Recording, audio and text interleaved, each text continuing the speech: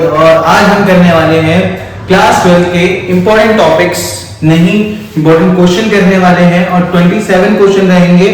और आज है डेट 26 फेब यानी एग्जाम से एक दिन पहले। तो हम ट्राई कर रहे हैं कि क्वेश्चन करेंगे, जितने क्वेश्चन करेंगे कर सकते हैं। और पहली बात, जितने भी क्वेश्चन हैं वो सारे ऐसे क्वेश्चन हैं एटलीस्ट 2 से 3 बार वो पीवाईक्यू मतलब प्रीवियस ईयर क्वेश्चन में आ रखे हैं। तो ऐसा नहीं है कि एक भी क्वेश्चन हम इग्नोर करें, सभी क्वेश्चन को हम ट्राई करेंगे और सभी चैप्टर से एक दो दो तीन तीन क्वेश्चन निकाले हैं। कोई चैप्टर मिसिंग में है कोई बात नहीं, बट हाँ 27 क्वेश्चन ऐसे हैं जो कि हमें करने ही करने हैं। तो chemistry class 12 important question CBSE board 2025 नाम मेरा मौफिज अहमद। स्टार्ट करते हैं हम पहले क्वेश्चन से। क्वेश्चन है पढ़ेंगे एक बार। Explain why on addition of, एक बार दोबारा, explain why on addition of 1 mole of NaCl to 1 liter of water the boiling point of water increases while addition of 1 mole of methyl alcohol to 1 liter of water decreases its boiling point। एक बार जिसको question नहीं समझ में आया एक बार दोबारा। 2 container है, 2 कंटेनर में मैंने पानी डाला 1 लीटर पानी, ठीक है 1 लीटर पानी। अब पहले वाले में क्या कह रहा है कि 1 मोल NaCl डिसॉल्व करो, 1 मोल NaCl डिसॉल्व। दूसरे वाले कंटेनर में 1 मोल इथाइल अल्कोहल यानी मिथाइल है C3HOH मिथाइल अल्कोहल तुम ऐड करो। उससे क्या होगा, ये कह रहा है कि जो पहले वाले केस में है बॉइलिंग पॉइंट इंक्रीज हो जाएगा और दूसरे वाले केस में है बॉइलिंग पॉइंट डिक्रीज हो जाएगा। बहुत बड़ा क्वेश्चन है, थोड़ा सा दिमाग लगाएंगे क्यों, ऐसा क्यों। अगर मैं 1 लीटर पानी में NaCl डिसॉल्व कर रहा हूं, NaCl नॉन वोलेटाइल है। अब इससे क्या होगा, जो टोटल प्रेशर है वो कम हो जाएगा, ठीक है। अब मिथाइल अल्कोहल जब मैं इसमें ऐड करूंगा तो उससे क्या होगा, टोटल प्रेशर वेपर प्रेशर बढ़ जाएगा।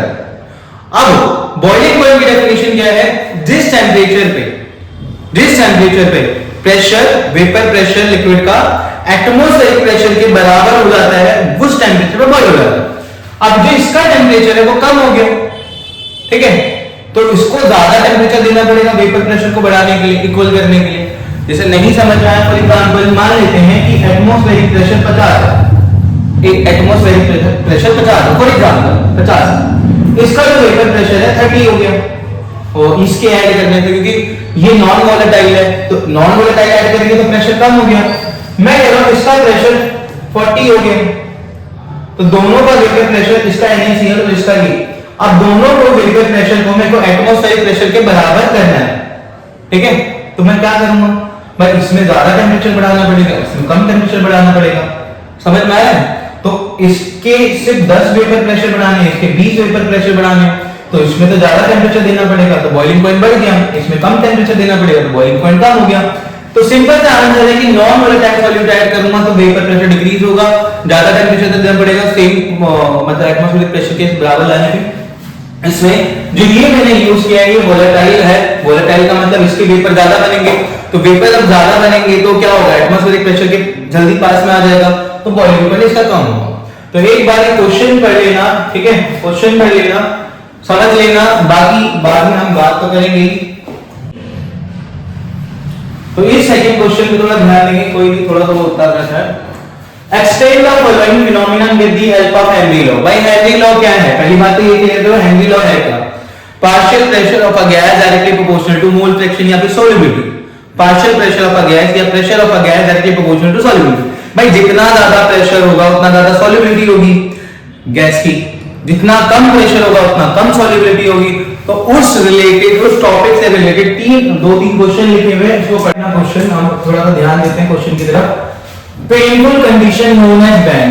पेनफुल कंडीशन बैंड का मतलब क्या है, देखो भाई बैंड क्या है, जब हम अंडर वाटर जाते हैं, ठीक है, हम अंडर वाटर जाते हैं, फॉर एग्जांपल, अरे यार तुम सोचो तुम तैर रहे हो, ठीक है, तो जब हम जाते हैं तो हम ऑक्सीजन सिलेंडर लेके जाते हैं।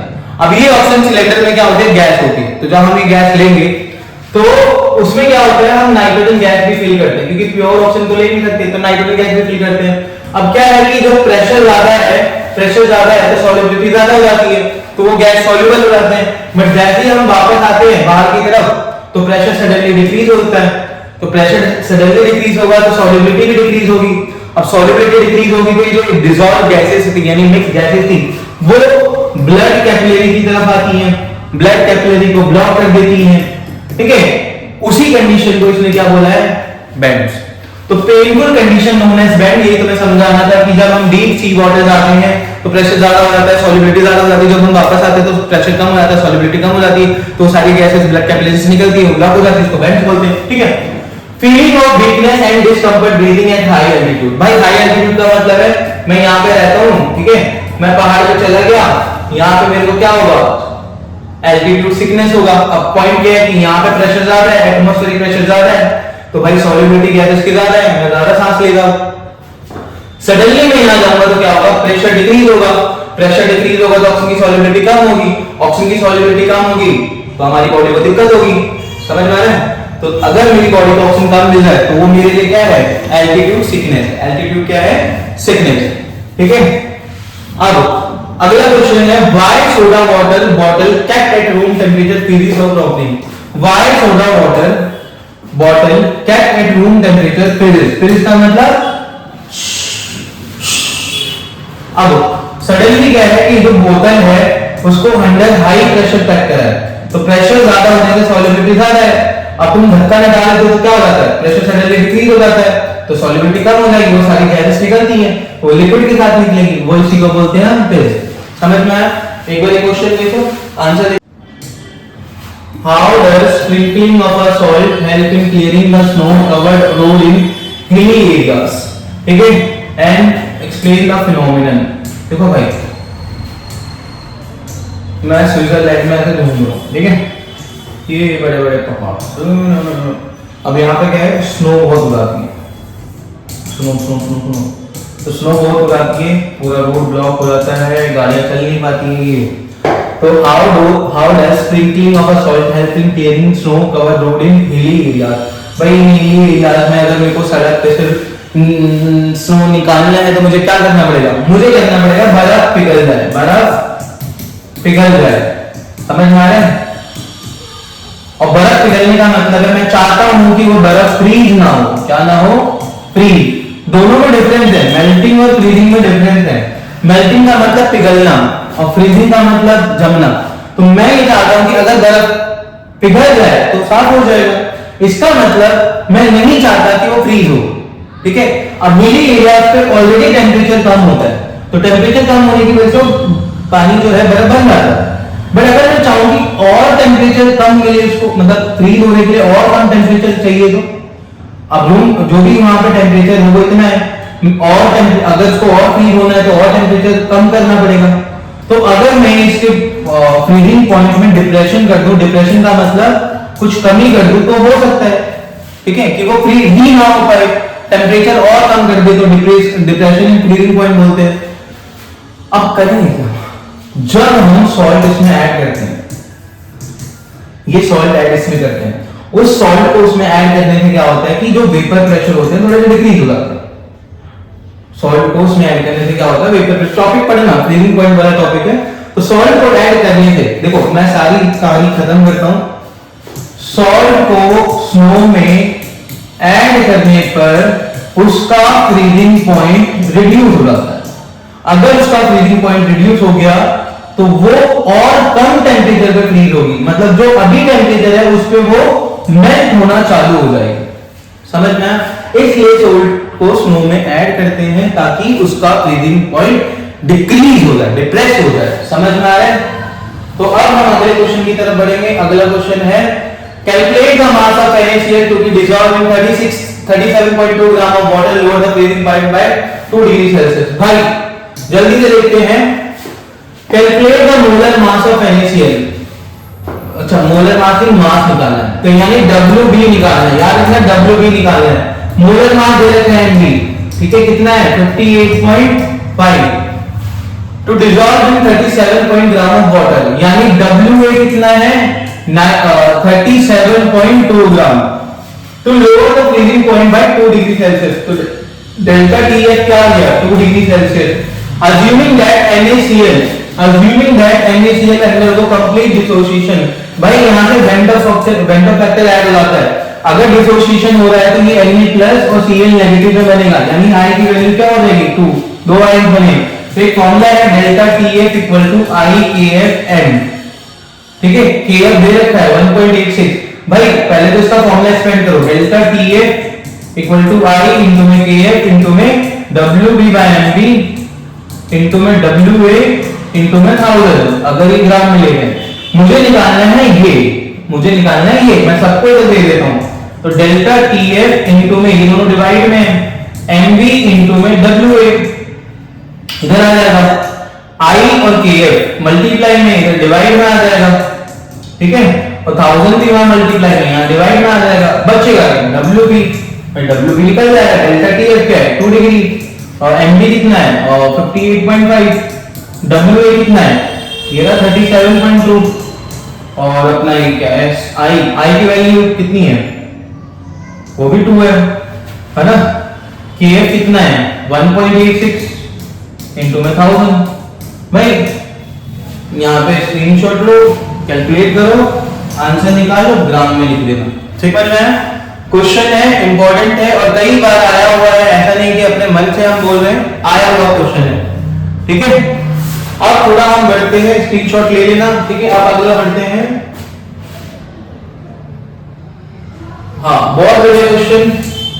अभी सारे क्वेश्चन हम सॉल्यूशन से कर रहे थे, अब ये क्वेश्चन आया है इलेक्ट्रोकेमिस्ट्री का, सॉल्यूशन ऑफ 2 इलेक्ट्रोलाइट। भाई A और B दो सॉल्यूशन है ना, 2 इलेक्ट्रोलाइट के सॉल्यूशन है। आप डाइल्यूटेड मतलब पानी डाल रहे हैं भाई, वाटर, इसमें भी पानी डाल रहे हैं वाटर। द मोलर कंडक्टिविटी, भाई ये थोड़ा सिंबल गलत है, मोलर कंडक्टिविटी ऑफ B, यानी molar conductivity of B increases 1.5 times. भाई इसकी जो मोलर कंडक्टिविटी इंक्रीज हुई है क्या हुई है 1.5 time by that of A, यानी molar conductivity of A increase हुई है 25 times, 25 time. Which of 2 is strong electrolyte? Justify your answer। भाई strong electrolyte कौन है? जल्दीबाजी में सब बच्चे इसका आंसर ये लिख के आएंगे, क्यों? अब हम यहाँ पे सोच रहे हैं कि इलेक्ट्रोलाइट तो वो होता है जो को पानी में डाले तो वो डिसोशिएट हो जाता है ना। तो अगर मैंने A को पानी में डाला है 25 टाइम्स डिसोशिएट हो रहा है ना, कंडक्टिविटी बढ़ रही है, इसमें कम बढ़ रही है। बट पॉइंट ये कि जो दो कॉन्सेप्ट है इलेक्ट्रोलाइट का, इलेक्ट्रोलाइट के दो कॉन्सेप्ट, एक स्ट्रॉन्ग और एक वीक। स्ट्रॉन्ग इलेक्ट्रोलाइट हो जाता है वो डिसोशिएट हो जाता है, ठीक है। कंप्लीट जो वीक होता है वो कंप्लीट डिसोशिएट नहीं होता। बट जब हम और डाइल्यूट करते हैं ये ऑलरेडी डिसोशिएट हो चुका था, ठीक है। तो ये क्या होता है, ये और डाइल्यूट होना चालू कर देता है, ठीक है। तो डाइल्यूशन पे जो इसका डिसोसिएशन है वो ऑलरेडी पहले ही हो चुका था, इसका डिसोसिएशन धीरे धीरे होने लगा। अब जब डिसोसिएशन इसका ज्यादा होगा तो कंडक्टिविटी भी ज्यादा होगी। तो यहां पे कह रहे हैं कि अगर दो इलेक्ट्रोलाइट है और दोनों को डाइल्यूट करते हैं, मोलर कंडक्टिविटी B की इतनी टाइम इंक्रीज हो रही है और A की इतनी टाइम इंक्रीज हो रही है। जिसकी ज्यादा इंक्रीज होती है वो वीक इलेक्ट्रोलाइट होता है, याद रखना। जिसकी ज्यादा इंक्रीज होती है कंडक्टिविटी वो वीक इलेक्ट्रोलाइट होता है, और जिसकी कम कंडक्टिविटी इंक्रीज होती है वो होता है स्ट्रॉन्ग इलेक्ट्रोलाइट। तो तुम्हें आंसर में लिखना है ये ऑलरेडी डिसोशिएट हो रखा था, ऑन डाइल्यूशन इसकी कंडक्टिविटी ज्यादा देखने को नहीं मिल रही, इसका मतलब ये स्ट्रॉन्ग इलेक्ट्रोलाइट है, ठीक है। स्क्रीनशॉट। फिर नेक्स्ट क्वेश्चन। ओहो, चलो भाई 1 मिनट लो या आधा सेकंड लो, क्वेश्चन पढ़ो, फिर हम डिस्कस करते हैं जल्दी से।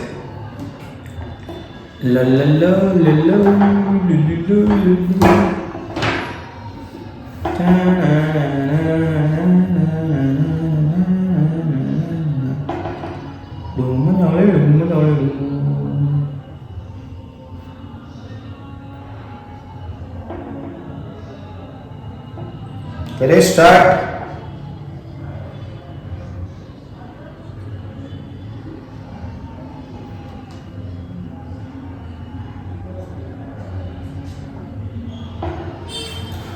अरे चलो क्वेश्चन बड़ा है, कैलकुलेट द टाइम। भाई टाइम निकालना है, क्या निकालना है? Time.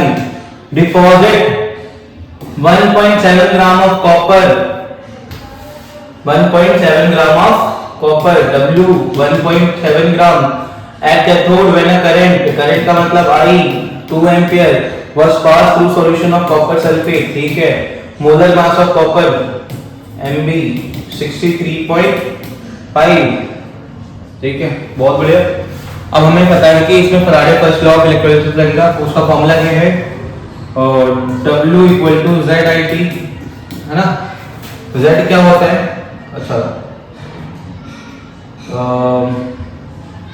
Molar mass divided by n into में 96500 इंटू में I इंटू में T। ठीक है, W पॉइंट ए की मेरे को T निकालना है, बाकी सबको उधर भेज दो। W इंटू में n इंटू में 96500। ठीक, n भी नीचे आ जाएगा और I नीचे आ जाएगा। ठीक है, T निकल जाएगा। तो W में गिवन है n, n कहाँ है भाई?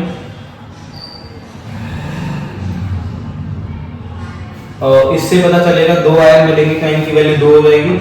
96500 Mb, इसका लिख देना मोलर मास 63, I लिख देना, आंसर आ जाएगा। टाइम निकालना था, टाइम निकल जाएगा, सॉल्व कर लेना, आंसर आ जाएगा। ठीक है, आगे बढ़ते हैं। Question, in a reaction if the concentration of reactant A is triple। क्या है? A की जो concentration है वो ट्रिपल कर दी, A की जो concentration है वो ट्रिपल कर दी। The rate of reaction becomes 27 time. अगर मैं ऐसा करता हूं तो रेट है वो 27 टाइम इंक्रीज हो जाएगा। 27 टाइम क्या हो जाएगा? Increase. What is the order of reaction? What is the order of reaction? भाई ऑर्डर ऑफ रिएक्शन क्या होगा ये बताना है। तो नॉर्मली रेट सीधा मैं लिखूंगा Ka, फॉर एग्जांपल Ka लिख दिया मैंने, नॉर्मल है। अभी कह रहे हैं कि अगर मैं चेंजेस करूं, कंसंट्रेशन क्या कर दूं? 3A। ठीक है, तो ये कह रहा है कि जो अगर 3A करता हूं तो क्या होगा? K 3A और उसकी पावर कुछ होगी। ठीक है, उसकी पावर कुछ होगी। अब ये कह रहा है कि जो रेट है वो 27 टाइम इंक्रीज हो गया, 27 टाइम इंक्रीज हो गया। अब इसके बाद क्या होगा? मैं इस चीज को इसके इक्वल कर दूंगा, यानी 3A की पावर x इक्वल टू में 27। ठीक है, तो 3 की पावर कितनी रखी जाए कि आंसर 27 है? 3 की पावर कितनी रखी जाए कि आंसर 27 है? बस 3 इंटू 3 इंटू 3, 3 3 9 9 27, यानी x की वैल्यू कितनी आ गई? 3। तो एक बार क्वेश्चन को दोबारा देख लो। अगर A की कंसंट्रेशन हम ट्रिपल कर दें, क्या कर दें? ट्रिपल, तो उसका जो रेट है वो 27 टाइम्स हो जाए। तो मैं ऐसे लिख लूंगा, रेट 27 हो गया, उसकी पावर कुछ x होगी। ठीक है, x होगी, मुझे नहीं पता, वही तो मेरे से पूछ रहा है ऑर्डर ऑफ रिएक्शन। मैंने कर दिया, 3A कर दिया। अब इसकी पावर कितनी हो गई कि 27 है, मतलब 27 टाइम्स है। ठीक है, तो 27 कब आ सकता है? जब 3 की पावर 3 हो। 3 की पावर क्या हो? 3। तो हमारा आंसर क्या है? 3। ठीक है, a reaction is of a second order with respect to a reactant, with respect to a reactant। भाई जो है ये सेकंड ऑर्डर, क्या है ये? सेकंड ऑर्डर, फॉर मान लेते हैं हम ये। ठीक है, a reaction is of a second order, second order लिख लिया with respect to a reactant। एक रिएक्टेंट होगा, A plus B मान लेते हैं, कोई रिएक्शन हो रही है, A से B बन रही है, तो रिएक्टेंट का जो ऑर्डर है वो सेकंड ऑर्डर है। दोबारा, reaction is of a second order with respect to reactant. How is the rate of reaction affected? भाई इसको कैसे अफेक्ट होगा, क्या होगा? If the concentration of reactant is reduce हुआ, अगर जो उसका रिएक्टेंट है, जो भी A है ना, उसकी जो कंसंट्रेशन है हाफ कर दूं। हाफ का मतलब डिवाइड बाय 2 कर दूं, 1/2 कर दूं। ठीक है, तो रेट को क्या अफेक्ट होगा? भाई रेट को कुछ अफेक्ट तो होगा ही होगा। तो यहां A की जगह मैं A/2 लिखूंगा।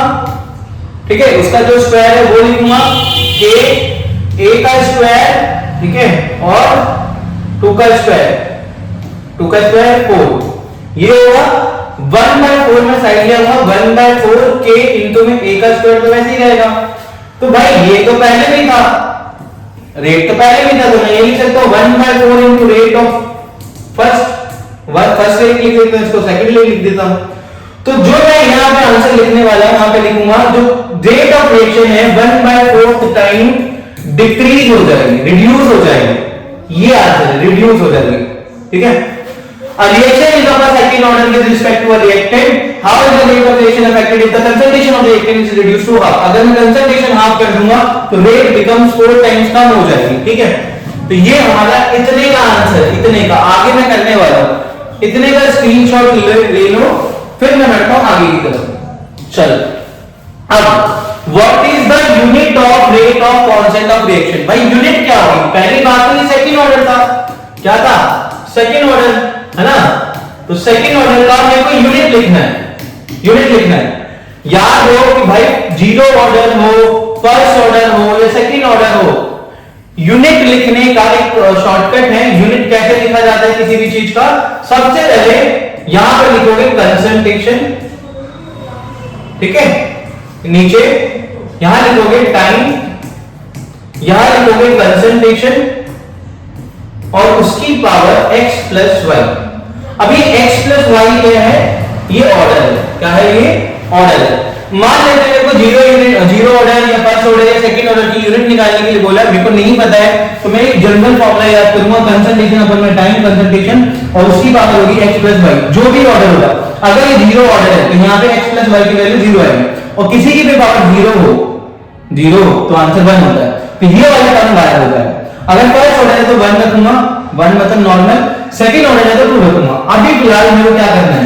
अभी मुझे करना है सेकंड ऑर्डर है, तो मैं क्या करूंगा? कंसंट्रेशन टाइम इनटू में कंसंट्रेशन और उसकी पावर 2, उसकी पावर 2। अब मैं इसको सॉल्व करूंगा, तो सॉल्व मैं यहां कर लेता हूं। फॉर एग्जांपल कंसंट्रेशन का जो होता है मोल पर लीटर होता है, तो मैं लिखूंगा मोल और डिवाइड में लीटर। ठीक है, टाइम का होता है सेकंड, टाइम का क्या होता है? सेकंड, इनटू कंसंट्रेशन की पावर स्क्वायर, यानी मोल पर लीटर की पावर स्क्वायर, मोल पर लीटर की पावर स्क्वायर। अब मैं क्या करूंगा? डिवाइड में लीटर, मैं ऊपर लिख दूंगा मोल इनटू में लीटर स्क्वायर का मतलब 2 बार, अब नीचे सेकंड इनटू में लीटर और मोल 2 बार लिखा जाएगा, मोल इनटू में मोल, तो मोल से मोल कट गया, एल से एल कट गया। अब एल तो अपना सही सलामत है, मोल ऊपर आ जाएगा, तो पर मोल लीटर आ जाएगा, सेकंड के ऊपर आ जाएगा तो पर सेकंड। तो ये हमारी निकल के आ गई unit, unit of second order reaction. तो ये चीज दिमाग में बिठानी है, किसी भी ऑर्डर की अगर मेरे को यूनिट निकालनी है तो मैं इस फॉर्मूले से निकाल सकता हूं। तो एक बार स्क्रीनशॉट लो, इसी से मैं थोड़ा और करता हूं। चलो, अगर मुझे यूनिट से ऑर्डर निकालना है तो मैं कैसे निकालूंगा? याद रखना एक सिंपल सा formula L X plus Y, ऐसे निकल रहा है एल एक्स प्लस वाई। अब जैसे अभी हमने एक चीज लिखी मोल इनवर्स लीटर पर सेकेंड। अब मुझे पता था अभी ये सेकंड ऑर्डर है, अब मैं इसकी वैल्यू यहां पुट करके देखूंगा। देखो इसमें क्या पुट करना है, इसमें क्या पुट करना है, सॉरी x प्लस वाई नहीं, x plus 1, sorry x plus 1। अब l की यहां जो पावर होगी वो प्लस 1 होगी, तो मैं क्या लिखूंगा l 1 प्लस 1, और ये जो वैल्यू आएगी यही ऑर्डर ऑफ रिएक्शन होगी 2। ये क्या हो गया? 2। दोबारा बोल रहा हूं, ये अप्लाई करना, जो भी यूनिट होती है सबकी यूनिट देखने के बाद देखना वहां पर अगर L नहीं है, L अगर नहीं है तो 0 लिख देना, यहां पर 0 प्लस 1 हो जाएगा, फर्स्ट ऑर्डर हो जाएगा। अगर यहां पर -1 लिखा है तो -1 प्लस 1 तो वो 0 ऑर्डर हो जाएगा। ठीक है, तो सारी यूनिट रखना और इस पे ये वाला फॉर्मूला लगाना, सिर्फ x की वैल्यू, L की वैल्यू जो भी होगी वो x रखना है। इन दोनों को जोड़ने के बाद जो आंसर आएगा वो ऑर्डर ऑफ रिएक्शन होगा। ठीक है, अब हम नेक्स्ट क्वेश्चन की तरफ बढ़ते हैं। ये तो हमने 9 करा, अब 9 के बाद हम करेंगे अगला क्वेश्चन।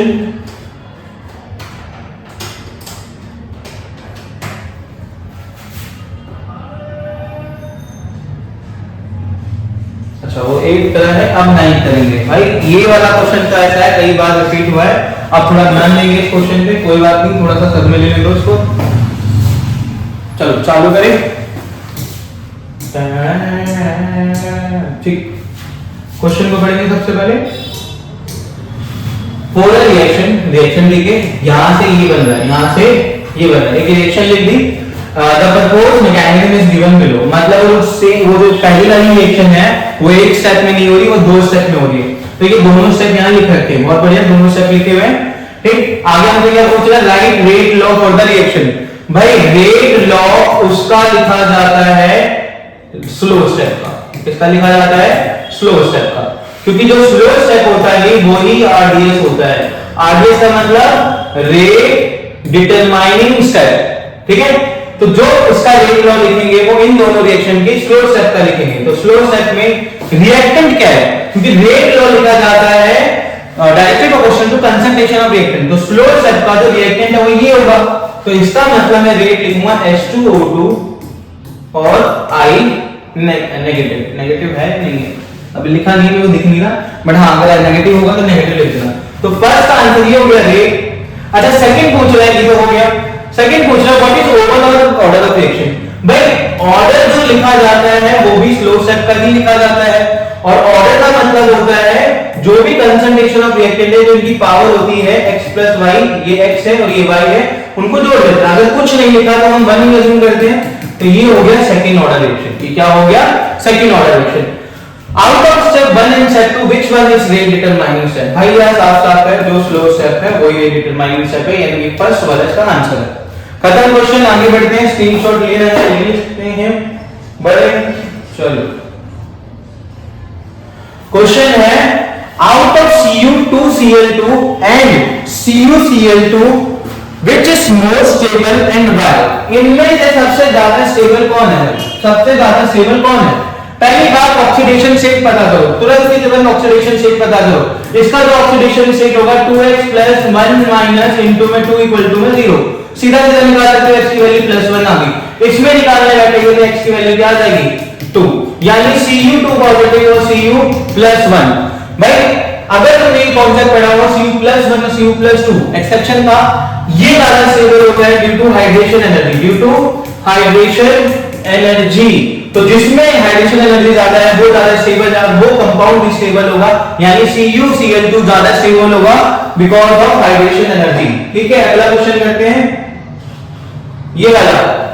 भाई क्वेश्चन क्या है, although Zr belongs to 4D and HF belongs to 5D। भाई Zr belong to 4D और HF belong to 5D। Transition series but it is quite difficult to separate them. इन दोनों को सेपरेट करना मुश्किल हो रहा है, इन दोनों को सेपरेट करना क्या हो रहा है, मुश्किल। मुश्किल उसी को करना होता है जो कि एक जैसे होते हैं, बॉन्ड अच्छा होता है, ठीक है, मुश्किल उसको सेपरेट करना होता है। पॉइंट ये है कि दोनों को सेपरेट करना क्वाइट डिफिकल्ट। सीधा आंसर है दोनों का ऑलमोस्ट एटॉमिक रेडियाई या एटॉमिक साइज ऑलमोस्ट सिमिलर होता है। तो due to similarity in size को डिफरेंशिएट मतलब सेपरेट करना मुश्किल है। Due to similarity in atomic size इसको डिफरेंशिएट करना मुश्किल है। और ये होता क्यों है, ड्यू टू लेंथेनॉइड कॉन्ट्रैक्शन। किसकी वजह से हो सकता है, लेंथेनॉइड कॉन्ट्रैक्शन की वजह से। ठीक है, तो आंसर देख लेना, मिल जाएगा, समझ में भी आ जाएगा थ्योरी कैसे लिखनी है। नेक्स्ट क्वेश्चन में बढ़ते हैं। नेक्स्ट क्वेश्चन है ये वाला। तो नेक्स्ट क्वेश्चन है हमारा, indicate the type of isomerism. Indicate the type of isomerism exhibited by the following complex. भाई ये तीन हमें एग्जांपल दे रखे हैं और पूछा है कि इनमें से कौन सा आइसोमर शो करेगा। तो हम सबसे पहले चालू करते हैं पहले से। तो सबसे पहले वाले में अगर मैं एक चीज नोटिस करूं, मेरे को यहाँ NO2 दिख रहा है। क्या दिख रहा है, NO2 ऐसा होता है कि भाई N की तरफ से भी जुड़ सकता है, ON की तरफ से भी जुड़ सकता है। तो ऐसे आइसोमेरिज्म जिसमें लिंकेज का हो कि दोनों साइड से कर सकता है, तो इसको बोलते हैं लिंकेज आइसोमर। क्या बोलते हैं भाई, लिंकेज आइसोमर। अब वेयर EN इन मिथाइल एल्यूमिन, भाई ये देखो EN दिख रहा है तुम्हें, EN भाई ये ऑप्टिकल आइसोमर शो करता है। कौन सा आइसोमर शो करता है, ऑप्टिकल, ठीक है, EN। और Na3Cl2 यहां पे अगर तुम ये नोटिस करो कि दो लिखा हुआ है, तो ये सिस और ट्रांस शो करता है, तो ये ज्योमेट्रिकल आइसोमर शो करता है। क्या शो करता है, ज्योमेट्रिकल। तो पहले का आंसर है लिंकेज, दूसरे का आंसर है ऑप्टिकल और तीसरे का आंसर क्या है, तीसरे का आंसर क्या है, ज्योमेट्रिकल। अगले क्वेश्चन में बढ़ेंगे, जल्दी जल्दी करना पड़ेगा, क्वेश्चन बहुत सारे हैं। अब अगले क्वेश्चन की बात करते हैं भाई, 1 मिनट टाइम लो, अपना क्वेश्चन पढ़ो और उसके बाद बात करते हैं।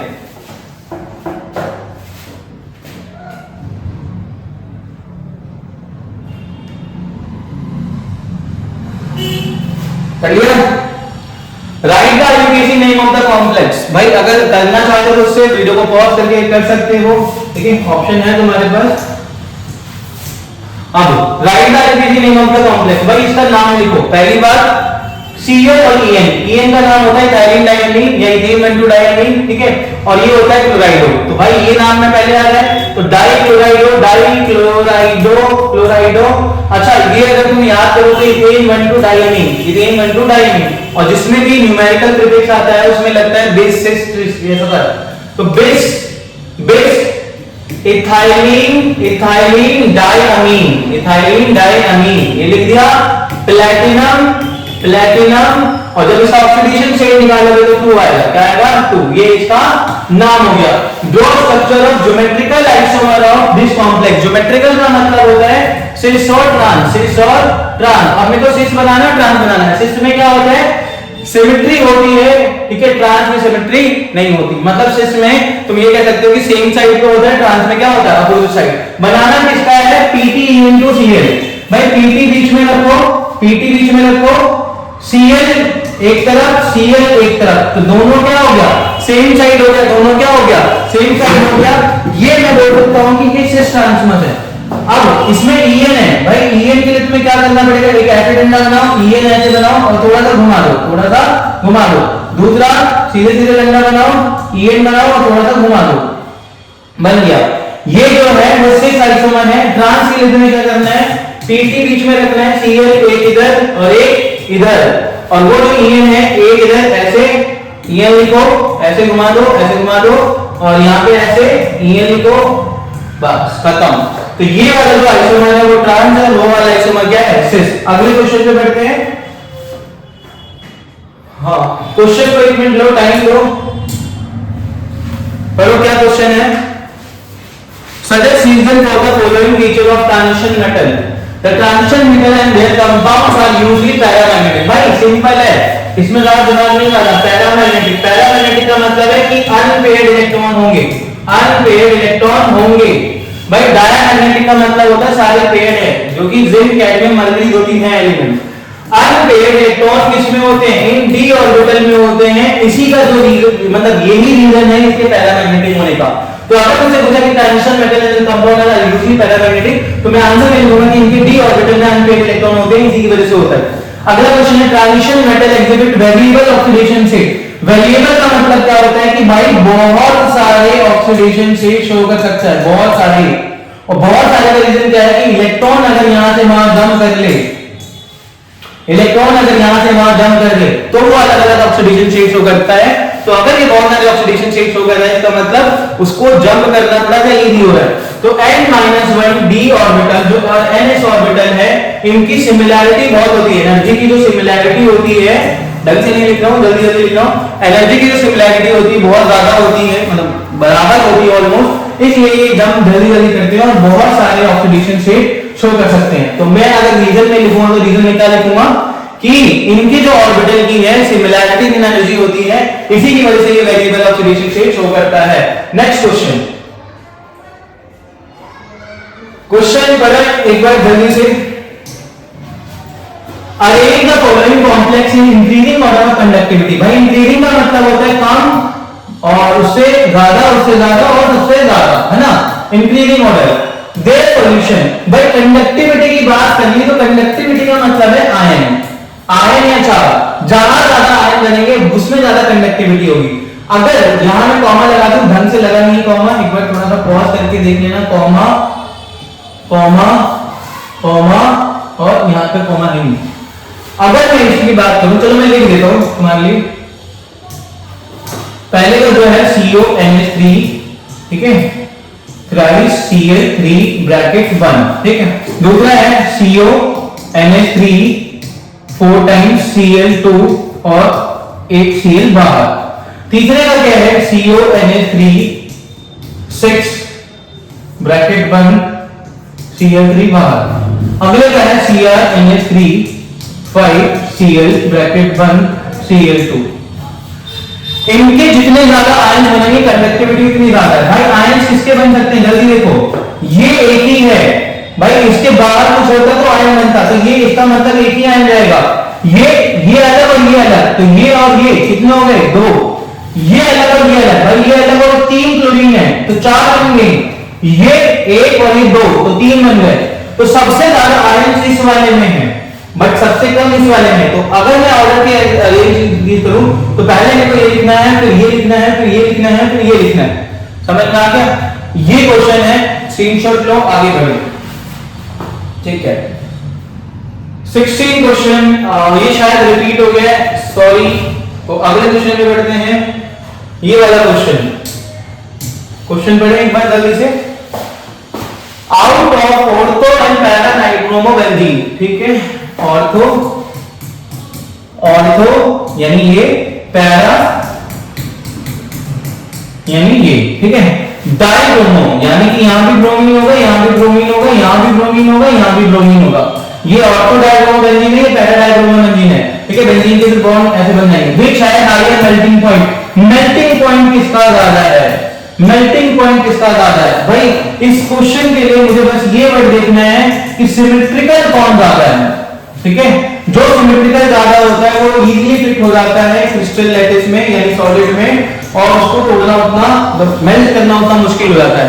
तो इन दोनों में से जो सिमेट्रिकल स्ट्रक्चर लग रहा है वो इजीली हो जाता है और मेल्टिंग पॉइंट इसका ज्यादा होता है। तो पैरा वाला सिमेट्रिकल है तो वो जल्दी फिट हो जाता है, इसलिए इसका मेल्टिंग पॉइंट ज्यादा है। तो मेरे से पूछा out of ortho and para, तो ज्यादा है पैरा, क्योंकि सिमेट्रिकल स्ट्रक्चर है, फिट जल्दी हो जाता है, इसलिए उसका मेल्टिंग पॉइंट ज्यादा है। अगले क्वेश्चन को करते हैं, ये वाला। Which of the following compound will undergo SN1 reaction faster and why? भाई दोनों में से कौन जाएगा, दोनों में से कौन जाएगा? देखो दोनों में CH2Cl लिखा है, दोनों में CH2Cl लिखा है, यहाँ पे ना बेंजीन नहीं है, ये साइक्लोहेक्सेन और ये बेंजीन है, ठीक है। तो कार्बोकैटायन बॉन्ड टूटने के बाद ये भी पॉजिटिव बनेगा, ये भी पॉजिटिव बनेगा, बट जिसका कार्बोकैटायन ज्यादा स्टेबल होगा वो जल्दी शो करेगा। भाई इसमें रेजोनेंस पॉसिबल नहीं है, इसमें पॉसिबल है, बेंजाइलिक हैलाइड बन जाएगा। तो जो बेंजाइलिक हैलाइड बनेगा नॉर्मल वाले से ज्यादा होगा, तो इस ये वाला SN1 शो जल्दी करेगा। और क्यों करेगा? क्योंकि इसमें रीजन लिखना है, कार्बोकैटायन की जो फॉर्मेशन है वो स्टेबलाइज हो जाएगी ड्यू टू रेजोनेंस, ठीक है। आगे ये वाला क्वेश्चन एक बार देखिएगा, टर्शरी ब्यूटाइल ब्रोमाइड। भाई टर्शरी ब्यूटाइल ब्रोमाइड, देखो टर्शरी कुछ ऐसा होता है, ठीक है, टर्शरी कुछ ऐसा होता है। ब्यूटाइल मतलब 1 2 3 4, ब्रोमाइड ये कंपाउंड मैंने बना दिया, tertiary butyl bromide react with aqueous NaOH के साथ रिएक्ट करा है बाय SN1 मैकेनिज्म, बहुत बढ़िया भाई। N butyl bromide, N butyl का मतलब है ये नॉर्मल ब्यूटाइल ब्रोमाइड, ठीक है, react by SN2 mechanism, aqueous NaOH के साथ करा, ये SN2 कर रहा है, SN2 क्यों? क्वेश्चन एक बार दोबारा पढ़ो, tertiary butyl bromide react with aqueous NaOH by SN1 mechanism while N-butyl bromide react by SN2 mechanism। भाई सिंपल सा चीज है, SN1 जो होता है वो 2 स्टेप में होता है, और जो 2 स्टेप में होता है वहां पे कार्बोकैटायन की फॉर्मेशन होती है, और वो कार्बोकैटायन की फॉर्मेशन में इन्वर्जन और रिडक्शन दोनों हो सकता है। पॉइंट ये कि यहाँ पे कार्बोकैटायन ज्यादा स्टेबल कौन सा होता है, 3 डिग्री वाला, ठीक है। और SN2 जो होता है वो 1 स्टेप में होता है, और 1 स्टेप का मतलब कि उसको बैक साइड से ही अटैक करना पड़ता है इन्वर्जन के लिए। तो यहाँ पे स्टेरिक हिंड्रेंस जितना कम होगा, स्टेरिक हिंड्रेंस जितना कम होगा उतना ज्यादा जल्दी शो करेगा। तो अगर मैं इस बीआर की बात करूं तो ये 1 डिग्री बीआर ये है, तो 1 डिग्री में क्या होगा, स्टेरिक हिंड्रेंस बहुत कम होगा। स्टेरिक हिंड्रेंस कम होने की वजह से ये SN2 फॉलो करेगा, और यहाँ पे टर्शरी कार्बोकैटायन होने की वजह से, टर्शरी कार्बोकैटायन होने की वजह से ये SN1 फॉलो करेगा, ठीक है। तो ये ऑर्डर वाला क्वेश्चन था, एक बार देख लो, थोड़ा सा टाइम लो, पॉज करो, समझो क्वेश्चन को और आगे बढ़ो। चलो question, arrange the following compound in increasing order of acidity. भाई इंक्रीजिंग ऑर्डर ऑफ एसिडिटी का क्या मतलब है? देखो एसिडिटी वाला क्वेश्चन कभी भी आए, एसिडिटी वाला क्वेश्चन कभी भी आए तो दिमाग में ये बिठाना है कि कितनी जल्दी H+ छोड़ सकता है, कितनी जल्दी H+ छोड़ सकता है। H+ जल्दी वो छोड़ेगा जिसकी इलेक्ट्रॉन डेंसिटी क्या होगी, कम। H+ वो छोड़ेगा जितनी जल्दी जिसपे H प्लस वो छोड़ सकता है जिसपे इलेक्ट्रॉन डेंसिटी कम हो, यानी कि उसकी तरफ से इलेक्ट्रॉन, जैसे मैं हूं, मेरे से कोई इलेक्ट्रॉन जा रहा है तो मैं H से खींच लूंगा, H को छोड़ दूंगा, तो इलेक्ट्रॉन की डेंसिटी जितनी कम होगी H प्लस उतनी जल्दी रिलीज हो जाएगा। तो ज्यादा एसिडिटी उसकी होगी जिसमें इलेक्ट्रॉन डेंसिटी कम होगी। तो पहले तो मैं तीनों का स्ट्रक्चर बनाऊंगा, ऑर्थोफिनॉल, ऑर्थोफिनॉल, ऑर्थोनाइट्रोफिनॉल, किलोसोल। देखो पहली बात तो मुझे लग रहा है सब में बेंजीन बनाना ही पड़ेगा, ठीक है, बेंजीन बना दिया। पहले वाले का नाम है फिनॉल, ठीक है, दूसरे वाले का नाम है ऑर्थोनाइट्रोफिनॉल, ऑर्थो पे नाइट्रो और फिनॉल, तीसरे वाले का नाम है ऑर्थोक्रिजोल, इसे कॉमन नेम है, ठीक है, OH और साथ में CH3 होता है। क्या होता है? CH3। अगर तुम्हें ये ऑर्थोक्रिजोल याद नहीं है तो क्वेश्चन तुम फंस जाओगे, तो इसको बोलते हैं ऑर्थोक्रिजोल, ठीक है। पॉइंट ये कि जितना ज्यादा इलेक्ट्रॉन डेंसिटी कम होगा उतना ज्यादा एसिडिक कैरेक्टर होगा। ध्यान से समझना। 3 टाइप के ग्रुप है यहाँ पे। कितने टाइप के ग्रुप है? 3 टाइप के।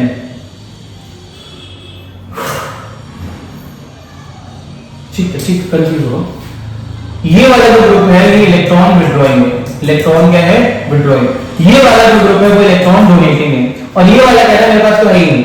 इलेक्ट्रॉन डोनेटिंग क्या करता है? इलेक्ट्रॉन देता है, इससे इलेक्ट्रॉन डेंसिटी बढ़ती है। इलेक्ट्रॉन डेंसिटी बढ़ती है। भाई बढ़ानी नहीं है, हमें कम करनी है। अगर इस पे इलेक्ट्रॉन डेंसिटी बढ़ रही है तो ये जल्दी H+ नहीं छोड़ेगा, मतलब इलेक्ट्रॉन मेरे पास आ रहे हैं, मैं H से क्यों खींचूंगा? तो इलेक्ट्रॉन डेंसिटी बढ़ेगी तो एसिडिक कैरेक्टरिस्टिक कम होगा, ठीक है। इसमें क्या है? इलेक्ट्रॉन विड्रॉइंग, ये खींच लेता है इलेक्ट्रॉन। तो अगर ये खींच रहा है तो H+ जल्दी निकाल सकता है। तो कंपटीशन देखो, OH तो तीनों में है, तो कंपटीशन ये इन दोनों के बीच में था। अब इसमें ये इलेक्ट्रॉन डेंसिटी देके उसको और कम कर रहा है भाई कि बेंजीन के बाद इलेक्ट्रॉन आ गए, H+ छोड़ेगा नहीं, तो इसमें एसिडिक कैरेक्टर सबसे कम होगा, सबसे कम। इसमें एसिडिक कैरेक्टर सबसे ज्यादा होगा, ये बीच में आ गया। तो सबसे पहले हम ऑर्थोक्रिजोल लिखेंगे, फिर बाद में फिनॉल लिखेंगे, और फिनॉल के बाद हम लिखेंगे ऑर्थोनाइट्रोफिनॉल। ये तुम्हारा आंसर है, और एक बार चेक कर लो, समझ लो, समझने के बाद हम आगे बढ़ते हैं, ठीक है। हो गया? जल्दी बढ़े, आगे बढ़े, कट करो। चलो अगला क्वेश्चन। हाँ, तो क्वेश्चन बढ़ेंगे एक बार जल्दी से। क्या लिखा हुआ है? A compound X with molecular formula ये X का molecular formula है C3H9N, ठीक है। रिएक्ट विद इसके साथ, भाई ये इसके साथ रिएक्ट कर रहा है C6H5SOCl2। अच्छा स्ट्रक्चर बना रहा हूं, बेंजीन के ऊपर SO2 और Cl है, ये इसके साथ रिएक्ट कर रहा है। रिएक्ट करने के बाद कोई सॉलिड बना रहा है। क्या बना रहा है? सॉलिड, ठीक है, इनसॉल्युबल इन एल्कली। और ये जो सॉलिड बन रहा है ये NaOH फॉर एग्जांपल में NaOH में इनसॉल्युबल है। क्या है? Insoluble. Identify X and give the IUPAC name of the product. भाई आइडेंटिफाई करना है X को और IUPAC देना है और रिएक्शन इन्वॉल्व जो भी लिखना है। पहली बात C3H9N, ठीक है। ये वाला जो टेस्ट है C6H5SO2 वाला, ये हिंसबर्ग टेस्ट है। क्या है? Hinsberg test. तो मैं इसमें से फेंट लूंगा, पढ़ना तुम्हें खुद ही, करना तुम्हें खुद है। हिंसबर्ग टेस्ट में क्या होता है कि 1 डिग्री 2 डिग्री और 3 डिग्री अमीन के लिए होता है। हिंसबर्ग टेस्ट किसके लिए होता है? 1 डिग्री 2 डिग्री 3 डिग्री अमीन के लिए। तो दिमाग में ये बिठाना है कि 3 डिग्री अमीन रिएक्ट ही नहीं करता, 3 डिग्री अमीन रिएक्ट ही नहीं करता, क्योंकि इसके पास हाइड्रोजन होता है मीथेन के पास। अब 1 डिग्री रिएक्ट तो कर लेता है बट सॉल्युबल हो जाता है एल्कीन में, बेस में क्या हो जाता है? सॉल्युबल। 2 डिग्री नहीं करता, ठीक है, वो होता है इनसॉल्युबल। क्या होता है? इनसॉल्युबल। तो अगर मैं 2 डिग्री की बात करूं तो 2 डिग्री, ये जो फॉर्मूला है ये मेरा 2 डिग्री जरूर होना चाहिए। अच्छा 2 डिग्री के लिए सिंपल शॉर्टकट है 1 डिग्री 2 डिग्री 3 डिग्री। आइडेंटिफाई करने का तरीका है तो 1 डिग्री होगा उसमें NH2 लिखा होगा, 2 डिग्री में NH लिखा होगा, 3 डिग्री में क्या लिखा होगा? NOH हो गई। तो 2 डिग्री में मेरे को ये पता है कि NH होना चाहिए, NH होना चाहिए। पॉइंट ये कि अगर 3 कार्बन है, भाई 3 कार्बन है। हेलो एवरीवन, और सडनली ये वीडियो रुक गई है क्योंकि वहाँ पे कुछ इशू हो गया था। फ़ोन की स्टोरेज फुल हो चुकी थी और वीडियो और रिकॉर्ड नहीं हो रही थी, बहुत सारा डाटा चाहिए था, इसलिए वो वीडियो को वहीं स्टॉप करना पड़ा। तो अभी मैं डाटा क्लियर करके सारी वीडियो को मर्ज करके, मतलब जितना भी क्वेश्चन बन चुके हैं वही अपलोड कर रहा हूँ बस।